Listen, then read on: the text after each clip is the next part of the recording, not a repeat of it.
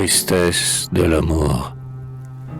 Qui de nous, jeune encore et naïf, n'a connu l'inexplicable émoi d'un amour ingénu, qui s'éveille au milieu d'un riant paysage?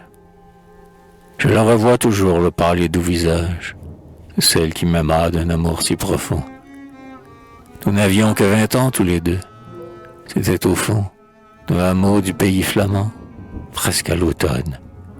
Chaque matin, quittant le hameau monotone, en bande, nous allions courir le long des blés.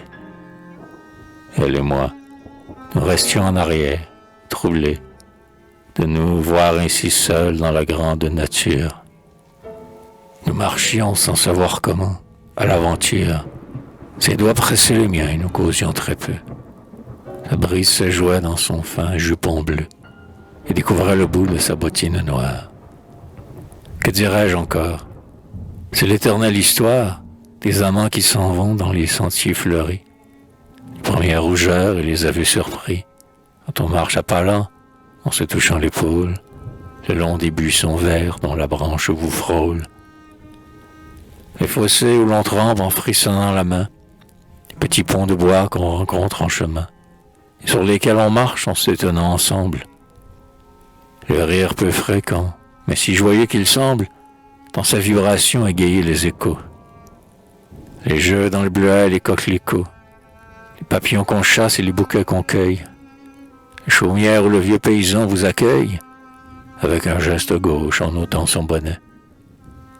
La tasse de lait chaud qu'on boit et qui vous met sur la lèvre qui rit ses fines perles blanches.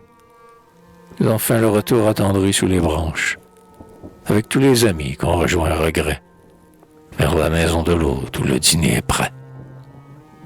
Je me rappelle tous les détails de l'idylle, la barque que l'on prenait pour tourner le coin d'île, les longs regards furtifs dans l'ombre du sentier, les serrements de main devant le bénitier de la petite église, et ma douce querelle pour lui prendre son châle ou porter son ombrelle.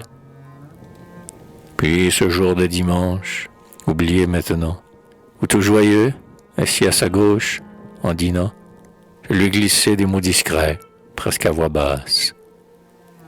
Après dîner, on fit quelques tours de la place, et moi, déjà charmé, je lui tendis mon bras, qu'elle, naïve encore, me prit sans embarras. Nous allions deux à deux le long des terrains vagues, où les enfants criaient en enfilant des bagues sur les chevaux de bois qu'un vieux cheval poussait. Dans tous les cabarets, la foule se pressait, et, sous le jaune éclat d'un vieux quinquet qui brille, l'orgue de barbarie invitait aux quadrilles. C'était le soir. Le ciel fleurissait à son tour, et la nuit descendait plus belle que le jour.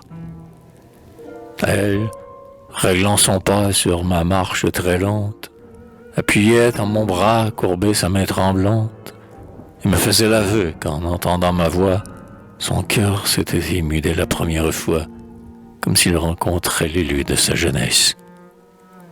Et moi, je lui faisais à mon tour la promesse que, l'aimant d'amour pur, je n'oublierai pas. Puis, pour mieux lui parler, ralentissant mon pas, en lui montrant du doigt la lune dans les branches. Plus tard, dis-je, quand vous verrez ces clartés blanches, songez, il m'aime encore et la regarde aussi. Et voyant s'abaisser son grand œil adouci, je lui causais tout bas d'un frais petit ménage en ville et d'un chalet qu'on loue au voisinage, du café qu'on prendrait au jardin sur un banc, devant le gazon vert et tiède au soir tombant, du gai retour avec de gros bouquets de roses et des printemps vermeils et des hivers moroses où, le soir, je lirais quelques livres badins, tandis qu'elle, berçant notre dernier blondin, dont les cheveux frisés trembleraient à son souffle, chaufferait près du feu sa mignonne pantoufle.